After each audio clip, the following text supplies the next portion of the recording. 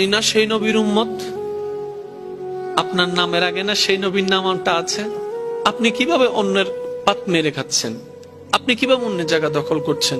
আপনি কিভাবে অন্যের রাস্তা বন্ধ করছেন? আপনার নবীতে এটা শিখিয়েছে, উম্মত গালি দেখ আর যাই দেখ, উত্তর দিও না, জয় তোমার আসবে। কারণ ধৈর্য যে ধরবে, পরাজয় তার গলায় আসে না। কারণ ধৈর্য ধারণকারী পরাজিত হয় কিভাবে? কারণ ধৈর্য ধারণকারীর সাথে তো মহান রবেই আছে, ইন্নাল্লাহা মা'আস সাবিরিন। যার সাথে আল্লাহ হয়ে যায় তার আবার পরাজয় কি? আর একটু জোরে বলেন না। যার সাথে আল্লাহ হয়ে যায় তার আবার পরাজয় কি? আল্লাহ বলছেন ইন্নাল্লাহ, আয়াতটা সবাই জানে, একটু চলেন গভীরে যাওয়ার চেষ্টা করি।